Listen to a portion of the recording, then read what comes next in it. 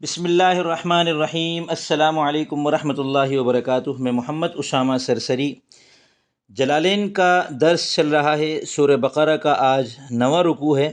اس رکوع کا حاصل یہ ہے کہ اس میں شروع میں قصہ بقرہ کو مختصراً بیان کیا ہے۔ اللہ تعالیٰ نے اس کا جو آغاز کا حصہ ہے وہ بتایا ہے کہ یاد کرو اس وقت کو جب تم لوگوں نے کسی کو قتل کر دیا تھا، ایک دوسرے پر الزام لگا رہے تھے، قاتل کو چھپانا چاہ رہے تھے، اور پھر ہم نے کہا کہ گائے ذبح کر کے اس گائے کا کچھ حصہ اس مقتول پر مارو، تو اس سے تمہیں وہ مقتول اٹھ کے بتا دے گا کہ مجھے قتل کس نے کیا۔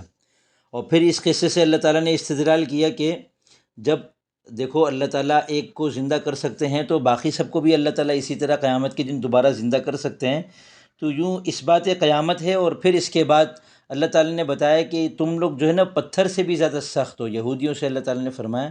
اور پتھروں کی 3 قسمیں بتائی ہیں۔ بعض کی تو اتنے پتھر ایسے ہوتے ہیں کہ ان سے نہریں پھوٹ پڑتی ہیں، بعض پتھر تھوڑے کم نرم ہوتے ہیں تو ان سے کچھ پانی بہہ جاتا ہے، اور بعض پتھروں سے پانی نہیں بہتا لیکن وہ خود جو ہے وہ اللہ تعالیٰ کے خوف سے لڑک جاتے ہیں، اور تمہارے اندر یہ تینوں صفات نہیں ہیں، نہ تم بہت زیادہ متاثر ہوتے ہو، نہ تمہارا دل تھوڑا سا نرم پڑتا ہے، اور نہ تم عاجزی اختیار کرتے ہو۔ یہ فرما کر پھر اللہ تعالیٰ نے موجودہ زمانے کے، یعنی جس زمانے میں قرآن کریم اتر رہا تھا اس زمانے کے مسلمانوں سے مخاطب ہو کر اللہ تعالیٰ نے فرمایا کہ تم یہ چاہتے ہو کہ یہ جو یہودی ہیں یہ مسلمان ہو جائیں، تو پھر ان کے آباء و اجداد کے بارے میں اللہ تعالیٰ نے بتایا کہ دیکھو ان کے آباء و اجداد کی حرکتیں کیسی تھی اور کس طریقے سے انہوں نے نافرمانی کی اللہ تعالیٰ کی۔ اور پھر یہودیوں کا ایک دعویٰ تھا کہ ہم جو ہے نا وہ ہمیں چند دن عذاب ہوگا، 40 دن تک ہمارے بڑوں نے، ہمارے آباء و اجداد نے جو بچھڑے کو پوجا تھا تو ہمیں 40 دن تک عذاب ہوگا۔ تو اللہ تعالیٰ نے یہ فرمایا نبی کے ذریعے سے، ان سے پوچھو کہ تم نے یہ بات اپنی طرف سے گڑھ لی ہے یا تمہارے پاس اس کی کوئی دلیل ہے۔ اور پھر اللہ تعالیٰ نے آخر میں فیصلہ کن ارشاد فرمایا، من کسب سیئۃ وحاطت بہ خطیئۃ فاولئک اصحاب النار هم فیہا خالدون۔ جو شرک اور کفر پر مریں گے وہ ہمیشہ ہمیشہ جہنم میں جائیں گے، اور ایمان اور اعمال صالحہ والے جو ہیں وہ جنتی ہوں گے اور ہمیشہ جنت میں رہیں گے۔ اب عبارت دیکھتے ہیں۔ اعوذ باللہ من الشیطان الرجیم، بسم اللہ الرحمن الرحیم۔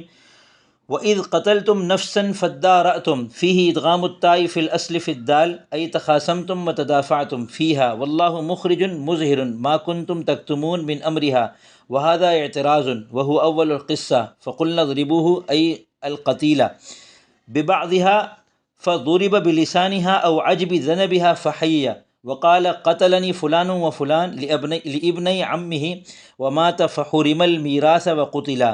قال تعالى كذلك الإحياء يحيي الله الموتى ويريكم آياته دلائل قدرته لعلكم تعقلون تتدبرون فتعلمون أن القادر على إحياء نفس واحدة قادر على إحياء نفوس كثيرة فتؤمنون ثم قست قلوبكم أيها اليهود صلبت عن قبول الحق عن قبول الحق، دونوں طرح ٹھیک ہے، من بعد ذلك المذكور من إحياء القتيل وما قبله من الآيات فهي كالحجارة في القسوة أو أشد قسوة منها، وإن من الحجارة لما يتفجر منه الأنهار وإن منها لما يشقق في إدغام التاء في الأصل في الشين فيخرج منه الماء وإن منها لما يهبط ينزل من علو إلى سفل من خشية الله وقلوبكم لا تتأثر ولا تلين ولا تخشى وما الله بغافل عما تعملون وإنما يؤخركم لوقتكم، وفي قراءة بالتحتانية وفيه التفات عن الخطاب أفتطمعون أيها المؤمنون أن يؤمنوا أي اليهود لكم وقد كان فريق طائفة منهم أحبارهم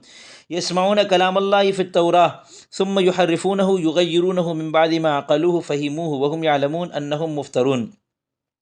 والحمزة للإنكار أي لا تطمعوا فلهم سابقة في الكفر، وإذا لقوا أي منافق اليهود الذين آمنوا قالوا آمنا بأن محمد نبي صلى الله عليه وسلم وهو المبشر به في كتابنا، وإذا خلا رجع بعضهم إلى بعض قالوا أي رؤساؤهم الذين لم ينافقوا لمن نافق أتحدثونهم أي المؤمنين بما فتح الله عليكم أي عرفكم في التوراة من نعت محمد ليحاجوكم ليخاصموكم، واللام للصيرورة به عند ربكم في الآخرة ويقيموا عليكم الحجة في ترك اتباعه مع علمكم بصدقه، أفلا تعقلون أنهم يحاجونكم إذا حدثتموهم فتنتهوا، قال تعالى أولا يعلمون الاستفهام للتقرير والواو الداخلة عليها للعطف أن الله يعلم ما يسرون وما يعلنون ما يخفون وما يظهرون من ذلك وغيره فيرعوا عن ذلك، ومنهم أي اليهود أميون عوام لا يعلمون الكتاب التوراة إلا لكن أماني أكاذيب تلقوها من رؤسائهم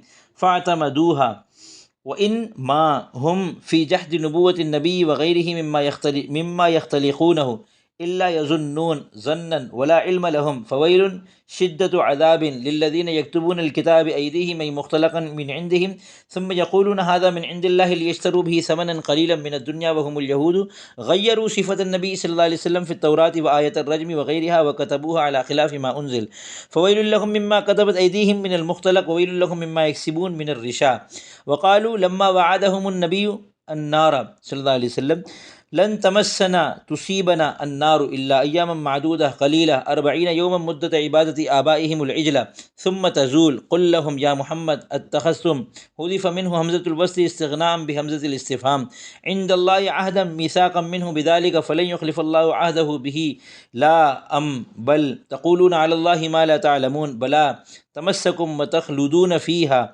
من كسب سيئة شركا وأحاطت به خطيئته بالإفراد والجمع أي استولت عليه وأحدقت به من كل جانب بأن مات مشركا فأولئك أصحاب النار هم فيها خالدون روعي فيه معنى من والذين آمنوا وعملوا الصالحات أولئك أصحاب الجنة هم فيها خالدون۔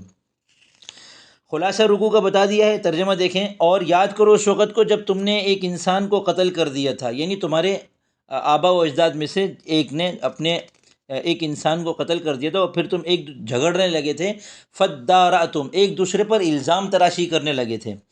یہ جو اداراتم ہے اس کی صرفی تحقیق کی ہے، اور صرفی تحقیق کا حاصل یہ ہے کہ ایک ہوتا ہے باب تفاعل، اور باب تفاعل کے بعض مادوں کو باب افاعل بنا دیتے ہیں، اسی طرح باب تفاعل کے بعض مادوں کو باب افاعل بنا دیتے ہیں۔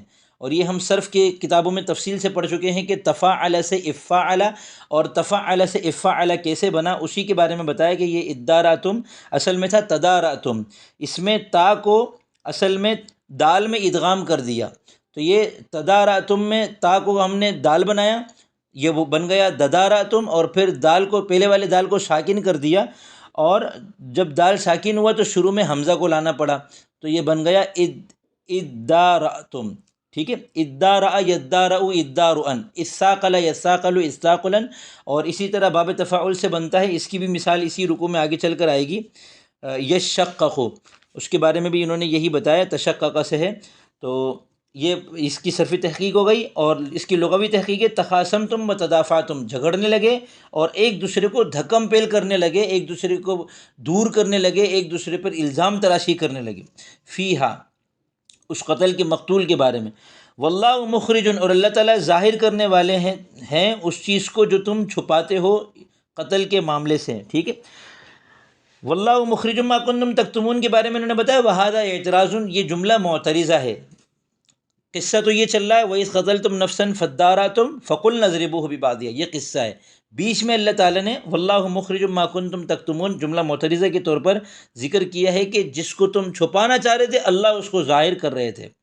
وَهُوَ أَوَّلُ الْقِصَّةِ، اور یہ جو قتلتم نفسن ہے، پیچھے گائے کا پورا قصہ گزرا تھا، اس واقعے کے یہ آغاز والا حصہ ہے۔ پہلے یہ ہوا تھا قتلتم نفسن فادارأتم فیہا، اور پھر اس کے بعد فَقُلْنَا اضْرِبُوهُ بِبَعْضِهَا سے پہلے جو ہے وہ واقعہ ہوا جو پچھلے رکوع میں تفصیل سے آیا، اس رکوع میں اس کا بس ایک بالکل آغاز اور بالکل اختتام بتا رہے ہیں، کیونکہ مقصودی بات یہاں سے یہ بتانا ہے کہ ایک تو تمہارا جھگڑنا، ایک تو ان کی نافرمانی بتائی یہودیوں کے آبا و اجداد کی، اور دوسرا قُلْنَا اضْرِبُوهُ سے قیامت کے دن پر استدلال۔ فَقُلْنَا اضْرِبُوهُ، ہم نے کہا اس قتیل پر مارو، بِبَعْضِهَا گائے کے بعض حصے کو۔ اب وہ بعض حصہ کون سا تھا، صحیح روایات میں اس کی کوئی تعین نہیں ہے، اسی لیے مفسر رحمۃ اللہ علیہ نے 2 قول ذکر کی ہیں، اس کے علاوہ اقوال بھی آتے ہیں۔ تو اس کو مقتول کو اس گائے کی زبان ماری گئی، اس گائے کی زبان کو مقتول پر مارا گیا، یا پھر گائے کی دم کے بالکل جڑ والے حصے کو۔ فحیّ، وہ زندہ ہوا اور اس نے کہا مجھے فلاں اور فلاں نے قتل کیا ہے، اس نے اپنے چاچا کے 2 بیٹوں کا نام لیا اور پھر دوبارہ مر گیا، تو یہ دونوں بیٹے جو ہے وہ میراث سے محروم کر دیے گئے اور دونوں کو قتل کر دیا گیا سزا کے طور پر۔ تو یہ ہمارے ہاں بھی یہی ہے شریعت میں کہ اگر قاتل کوئی وارث اپنے مورث کو قتل کر دے تو پھر وہ میراث سے محروم ہو جاتا ہے۔ قال تعالیٰ، اللہ تعالیٰ نے فرمایا کذالک، اسی طرح، یعنی اسی زندہ کرنے کی طرح اللہ تعالیٰ مردوں کو قیامت کے دن زندہ کریں گے، اور ویریکم آیاتہ، اور اللہ تعالیٰ اپنی آیات، اللہ تعالیٰ مردوں کو اسی طرح زندہ کرتا ہے اور اپنی آیات کو دکھاتا ہے تمہیں، یعنی اپنی قدرت کے دلائل تمہیں دکھاتا ہے تاکہ تم عقل کرو، تاکہ تم سمجھداری سے کام لو، تدبرون غور کرو، تعقلون تدبرون کے معنی میں ہے، تاکہ تم غور کرو اور جان لو کہ ایک آدمی کو، ایک انسان کو پیدا کرنے پر جو قادر ہے وہ تمام انسانوں کو، وہ بہت سارے انسانوں کو پیدا کرنے پر بھی اسی طرح قادر ہے، اور تم ایمان لے آؤ۔ ثم قست قلوبکم، اتنا کچھ ہوا، واقعات پہ در پہ جو واقعات پیچھے گزرے، اتنا کچھ ہونے کے باوجود بھی ہونا تو یہ چاہیے تھا کہ تمہارے جو آبا و اجداد تھے وہ نرم پڑ جاتے، لیکن تم سخت دل واقع ہوئے، تمہارے دل اور سخت، تمہارے دل سخت کے سخت ہی رہے۔ ثم قست قلوبکم، پھر تمہارے دل سخت ہی رہے اے یہود۔ سلبت عن قبول الحق، سلبہ یسلبو کے معنی بھی ہوتے ہیں سخت ہونا، تو تمہارے دل جو ہے وہ حق کو قبول کرنے سے سخت ہو گئے، یعنی دل تھوڑا نرم ہوتا تو وہ حق کو قبول کر لیتا، ایسا نہیں ہوا۔ من بعد ذالک المذکور من احیاء القتیل وما قبلہ، یعنی اس کے بعد، یعنی یہ جو پیچھے گزرا، مقتول کو اللہ تعالیٰ نے زندہ کیا، اور اس سے پہلے کے جو واقعات ہیں اس کے بعد بھی تمہارے دل سخت رہے۔ فہی کالحجارتی، تو یہ جو تمہارے دل ہیں یہ پتھر جیسے سخت ہیں، او اشد قسوا منہا، یا پتھر سے بھی زیادہ سخت ہیں۔ وان من الحجارتی، کیوں؟ کیونکہ پتھر کی بھی تین قسمیں اللہ تعالیٰ بتا رہے ہیں کہ بعض پتھر من بیانیہ ہے، من الحجارہ میں لما میں لام تاکید کا ہے اور ما موصولہ ہے، بعض پتھر تو وہ ہیں جن سے نہریں بہہ پڑتی ہیں، اور بعض پتھر وہ ہیں کہ جن جو شق ہو جاتے ہیں، پھٹ جاتے ہیں، اور فیخرج من الماء، اور اس میں سے تھوڑا پانی نکلتا ہے، اگرچہ نہروں جیسا نہیں ہوتا لیکن تھوڑا پانی نکلتا ہے۔ یہ شققوں میں بھی تا کو اصل میں شین میں ادغام کر دیا ہے، اصل میں تھا یتشققوا، میں پیچھے بتا چکا ہوں۔ وَإِنَّ مِنْهَا لَمَا يَهْبِطُ، اور بعض پتھر وہ ہیں جو نیچے لڑک جاتے ہیں۔ یہبطو کا ترجمہ ہے ینزل من علو الی سفل، اوپر سے نیچے کی طرف اتر جاتے ہیں، یعنی لڑک جاتے ہیں، من خشیت اللہ، اللہ کے خوف سے۔ یہ جو اللہ کے خوف سے پتھروں کا لڑکنا ہے، اس پر پہلے لوگ بہت اعتراض وغیرہ کرتے تھے کہ پتھر تو جمادات میں سے ہوتا ہے، اور اللہ تعالیٰ کا جو خوف ہے یہ تو تاثیر ہے دل کے اندر، یہ تو اس کا تو تقاضا یہ ہے کہ کسی چیز کے اندر جان ہو، اس کے اندر جو ہے وہ حس ہو۔ پتھر تو جمادات میں سے ہے، جمادات میں نہ جان ہوتی ہے نہ حس ہوتی ہے، تو وہ کیسے ان کے اندر اللہ کا خوف آ سکتا ہے؟ تو یہ پہلے اعتراض وغیرہ کیا کرتے تھے، اور اس کے مفسرین نے بڑے جوابات دیے ہیں۔ اس میں ایک آسان سا جواب تو یہ کہ جمادات کو بنانے والے تو اللہ تعالیٰ ہے نا، اور جمادات کو دیکھنے والے ہم ہیں، تو اللہ تعالیٰ جو کہ بنانے والے ہیں وہ ان کے بارے میں زیادہ جانتے ہیں یا ہم زیادہ جانتے ہیں؟ اور آج کی سائنس تو باقاعدہ اس بات کو تسلیم کر رہی ہے کہ جمادات کے اندر بھی ہلکی پھلکی حس محسوس ہو جاتی ہے۔ وقلوبکم، اور تمہارے دل جو ہیں، وہ مفسر رحمۃ اللہ علیہ ان تینوں آیات پر تفریح کر رہے ہیں، ان تینوں پتھر کی تینوں جو قسمیں ہیں، ایک پتھر سے نہریں بہہ پڑتی ہیں، وقلوبکم لا تتاثر، اور تمہارے دل بالکل بھی متاثر نہیں ہوتے ہیں، یعنی دل متاثر ہوتے ہیں اور پھوٹ پھوٹ کے تم لوگ رو پڑتے ہیں جیسے پتھروں میں سے نہریں پھوٹ پڑتی ہیں، ایسا بھی نہیں ہے۔ ولا تلینوا، اور نہ تمہارے دل نرم ہے کہ تھوڑے سے نرم ہو جائیں، تھوڑا ایک آدھ آنسو ہی نکل آئے۔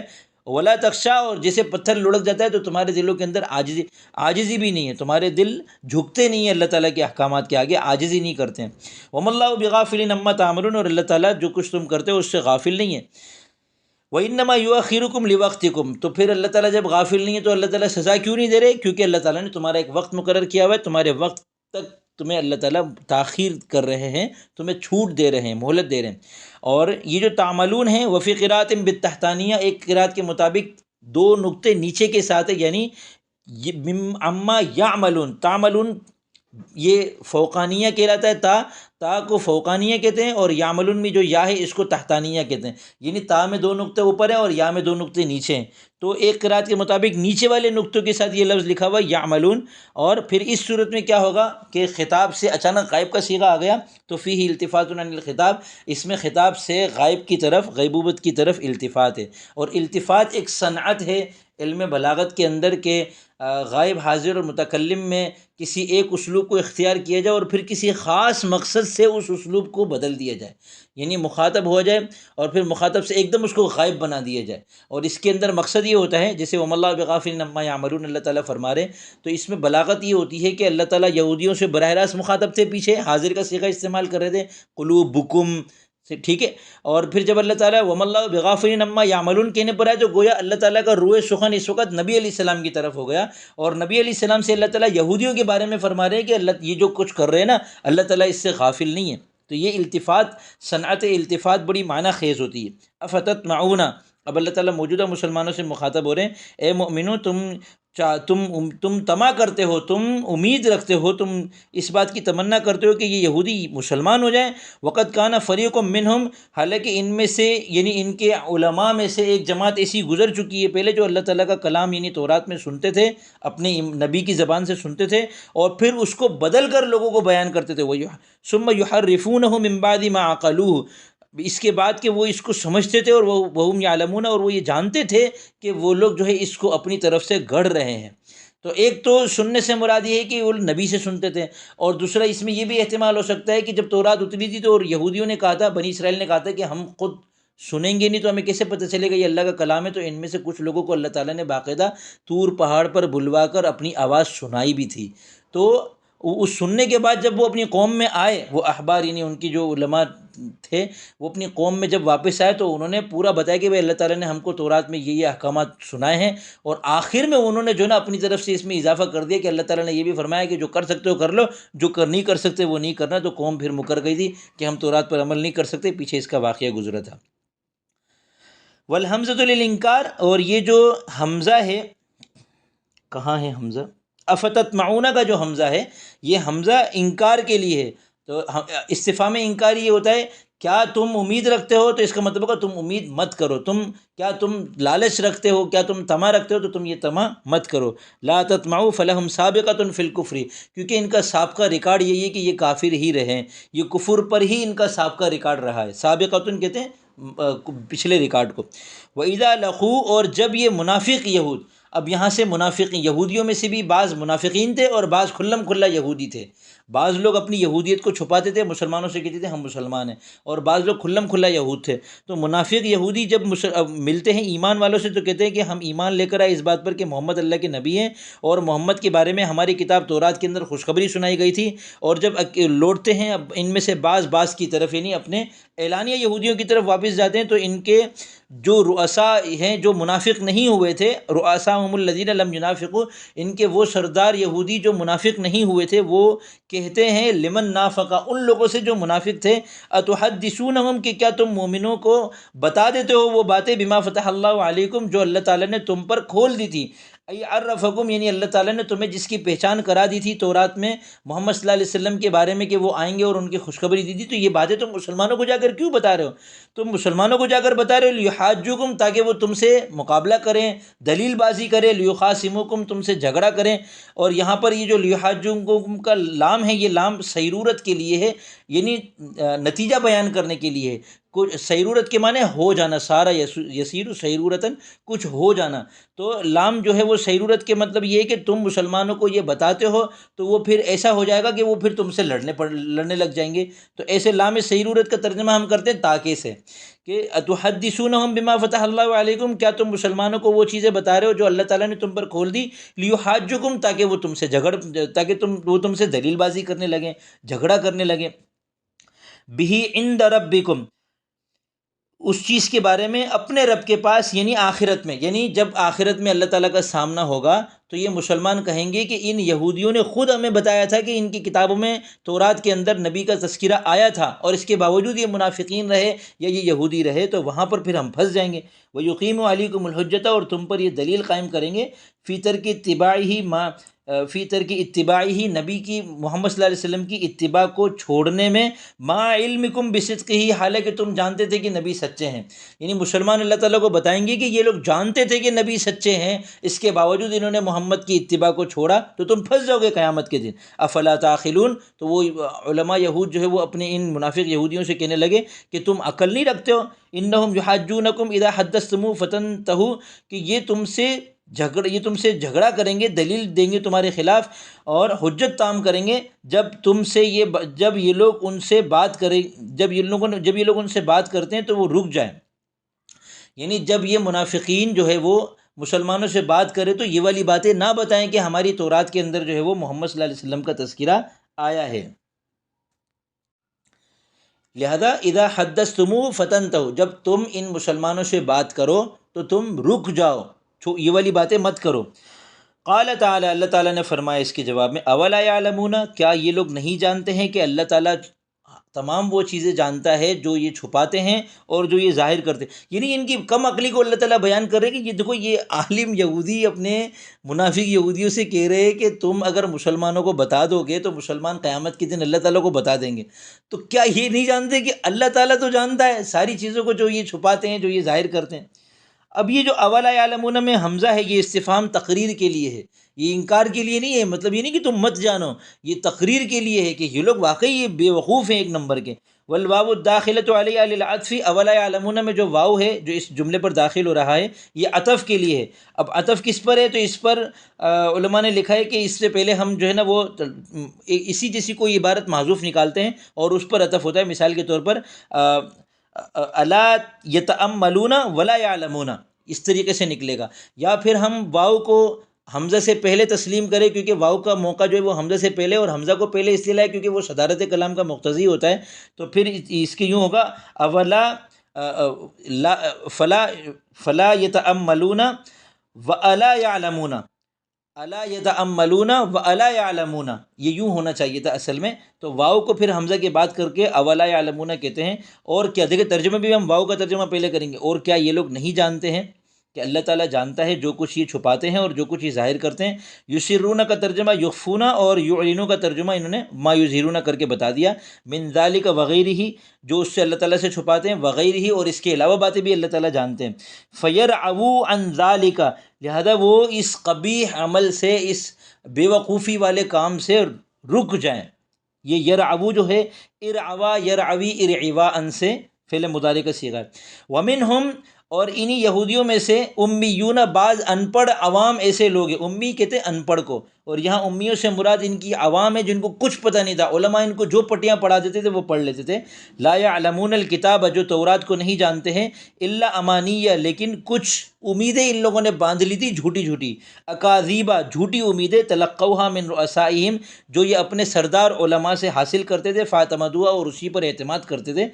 وَإِنْهُمْ الا یظنون، اور یہ لوگ صرف اور صرف گمان کرتے تھے، ان کے پاس یقین اور علم نام کی کوئی چیز نہیں تھی. ان نافیہ ہے، یہ بتانے کے لیے ان کے بعد ماں نکالا. اور ہم، اور یہ لوگ نہیں ہیں، کس میں نہیں ہیں؟ فی جہد نبوت النبی وغیرہ مما یختلقونہ، نبی علیہ السلام کی نبوت اور اس نبوت کا انکار، اور اس کے علاوہ ان چیزوں میں سے جو یہ اپنی طرف سے گھڑتے تھے، ان ساری چیزوں میں یہ لوگ نہیں ہیں مگر گمان کرتے ہیں. ٹھیک ہے، یعنی ان ساری چیزوں میں یہ لوگ صرف اور صرف اپنے گمان سے کام لیتے ہیں. ان کے پاس شک تو ہے، یقین نہیں ہے. ظنن ولا علم لہم، ظنن مفعول مطلق کے طور پر نکالا یظنون کا، اور ولا علم لہم سے اس کی تشریح کر دی کہ ان کے پاس یقینی علم نہیں ہے.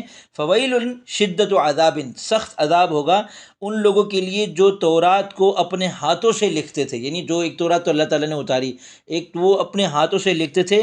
مختلقا من عندہم، یعنی ان کی اپنی طرف سے ان گھڑی ہوئی چیزوں کو لکھتے تھے. ثم یقولون، اور پھر یہ کہتے تھے کہ یہ اللہ تعالیٰ کی طرف سے ہے تاکہ اس کے ذریعے سے وہ تھوڑا معاوضہ دنیا میں سے خرید لیں. اور یہ یہودی تھے، انہوں نے نبی علیہ السلام کی صفت کو تورات میں بدل دیا، اور آیت رجم، جس آیت کے اندر یہ تھا کہ سنسار کیا جائے، اس کو بدل کر انہوں نے یہ کر دیا کہ بھی کوڑے مار دیے جائیں اور چہرہ کالا کر دیا جائے وغیرہ. اس کے علاوہ بھی انہوں نے تورات کے اندر تحریفیں کی تھی. وَكَتَبُوهَا عَلَى خِلَافِ مَا أُنزِلَ، اور اس کو انہوں نے لکھ دیا تھا جو اترا تھا، جو ان کے اوپر اتاری گئی تھی، اس کے خلاف انہوں نے لکھ کر اپنی عوام میں پھیلا دی تھی وہ والی کتاب. فویل لہم مما کتبت ایدیہم، سخت ہلاکت ہو، سخت عذاب ہے ان کے لیے. مما کتبت ایدیہم وویل لہم مما یکسبون، اس وجہ سے بھی کہ جو ان کے ہاتھوں نے لکھا، یعنی گھڑی ہوئی باتیں، اور اس وجہ سے بھی کہ جو اس گھڑی ہوئی باتوں سے یہ لوگ کماتے تھے تھوڑا سا رشوت وغیرہ. من الرشا، یہ الرشا جو ہے یہ رشوت کی جمع ہے. یہ رشا بھی ہے اور رشا بھی ہے، دونوں طرح پڑھ سکتے ہیں. جو رشوتیں یہ لوگ لیتے تھے اس پر بھی ان کو عذاب ہوگا، جو تورات کے اندر یہ اپنی طرف سے تحریف کرتے تھے اس پر بھی ان کو عذاب ہوگا. وقالوا لما وعدهم النبی النار، جب نبی علیہ السلام نے ان کو آگ سے ڈرایا تو ان یہودیوں نے کہا کہ لن تمسنا ای لن تصیبنا النار، آگ ہم کو نہیں پہنچے گی مگر چند دن، گنتی کے چند دن، قلیلتاً تھوڑے سے دن. اور وہ تھوڑے دن کتنے تھے؟ یہ لوگ کہتے تھے 40 یوما مدت عبادت آبائہم العجلہ، جتنے دن تک ہمارے آبا و اجداد نے بچھڑے کو پوجا تھا اتنے دن، یعنی 40 دن ہم کو عذاب ہوگا، اور پھر اس کے بعد آگ ہم سے زائل ہو جائے گی. قل لہم، یا محمد، محمد ان سے کہہ دیجئے، اتخذتم عند اللہ عہدا، کیا تم نے اللہ کے پاس کوئی ایسا عہد و پیمان رکھ لیا ہے؟ فلن یخلف اللہ وعدہ کہ اللہ تعالیٰ پھر تم سے کوئی وعدہ خلافی نہیں کرے گا، یا تم اللہ تعالیٰ پر وہ کہہ رہے ہو جو تم نہیں جانتے، یعنی اللہ تعالیٰ کی طرف تم جھوٹ باندھ رہے ہو۔ اب اتخذتم کے بارے میں انہوں نے بتایا کہ یہ اصل میں تھا اتخذتم، حمزہ وصل گر گیا کیونکہ حمزہ استفہام نے آ کر اس سے مستغنی کر دیا۔ حمزہ وصلی کو اس لیے لگاتے تاکہ ابتدا بھی سکون لازم نہ آئے۔ اتخذتم میں شروع میں حمزہ وصلی کا اضافہ تھا، جب حمزہ استفہام آیا تو یہ بن گیا اتخذتم، اب حمزہ وصلی کی ضرورت نہ رہی۔ اس کو بالفاظ دیگر یوں بھی کہہ سکتے ہیں کہ حمزہ وصلی جب درمیان میں آتا ہے تو گر جاتا ہے، لہذا یہ ہو گیا اتخذتم، یہ اس کی صرفی تحقیق ہے۔ عند اللہ عہدن، عہدم میثاقا منہ بذالک، اللہ تعالیٰ کی طرف سے ان چیزوں کا عہد و پیمان کہ اللہ تعالیٰ ان کو چند دن کا عذاب دیں گے وغیرہ۔ فلن یخلف اللہ وعدہ، تو اللہ تعالیٰ اپنے عہد کو کی خلاف ورزی نہیں کریں گے۔ لا، ایسا نہیں ہے، بلکہ تم لوگ اللہ تعالیٰ پر وہ باتیں کہتے ہو جو تم نہیں جانتے ہو۔ بھلا کیوں نہیں تم کو آگ چھوئے گی، تم ہمیشہ آگ میں رہو گے۔ کیوں نہیں، یعنی آگ تم کو چھوئے گی اور تم آگ میں ہمیشہ رہو گے۔ اور اس کی وجہ کیا ہے؟ اصل اصول اللہ تعالیٰ نے فرما دیا، من کسب سیئۃ، جس کسی نے کوئی گناہ کیا، یہاں پر گناہ سے مراد شرک ہے، قرینہ آگے کی عبارت ہے۔ وَأَحَاطَتْ بِهِ خَطِيئَتُهُ، اور اس گناہ نے، اس کی خطا نے اس کو گھیر لیا۔ اور یہ شرک ہی ایسا گناہ ہے کہ جو سارے گناہوں کو گھیر لیتا ہے، کیونکہ اللہ تعالیٰ قیامت کے دن شرک کے علاوہ باقی سارے گناہ معاف کر دیں گے، شرک کو معاف نہیں کریں گے۔ ابھی جو خطیئتہ ہے یہ بالافراد والجمع، اگر اس کو مفرد پڑھیں تو خطیئتہ ہے اور جمع پڑھیں تو خطیئاتہ ہے۔ بالافراد والجمع کہہ کر یہ بتا دیا کہ یہ مفرد اور جمع دونوں کے ساتھ ہے۔ استولت علیہ واحدقت به، یعنی وہ گناہ ان پر غالب آ گیا، واحدقت به من کل جانب، اور ان کو چاروں طرف سے اس گناہ نے اس کو گھیر لیا۔ بین مات مشرکا، اس طور پر کہ وہ شرک کی حالت میں مر گیا، یعنی شرک میں مبتلا ہوا اور شرک پر مر گیا، تو یہ مراد ہے گھیرنے سے۔ تو اب ایسی حالت میں کہ جب کوئی انسان شرک کی حالت میں مر جائے گا، اس کے لیے قرآن کا دو ٹوک موقف کیا ہے؟ فاولئک اصحاب النار، یہ لوگ آگ میں جائیں گے، آگ والے ہیں، ہم فیہا خالدون، آگ میں یہ لوگ ہمیشہ رہیں گے۔ اب یہاں ایک اشکال ہوتا ہے، اس کا جواب روعی فی معنی من سے دیا، جو کہ پہلے بھی بارہا دے چکے ہیں کہ یہاں پر پیچھے من کسب میں واحد کا صیغہ ہے اور اولئک اصحاب النار میں جمع کا صیغہ ہے، تو یہاں پر کہہ رہے ہیں کہ اولئک اصحاب النار ہم فیہا خالدون میں من کی معنوی رعایت کی گئی ہے۔ من موصولہ دیکھنے میں واحد ہوتا ہے تو اس پر واحد کی ضمیر بھی لوٹا سکتے ہیں، اور اس کے اندر جمعیت بھی ہوتی ہے، لہذا اس کی طرف جمع کی ضمیر بھی لوٹا سکتے ہیں۔ والذین آمنوا، اور جو لوگ ایمان لائے اور نیک کام کیے وہ جنتی ہیں اور جنت میں ہمیشہ رہیں گے۔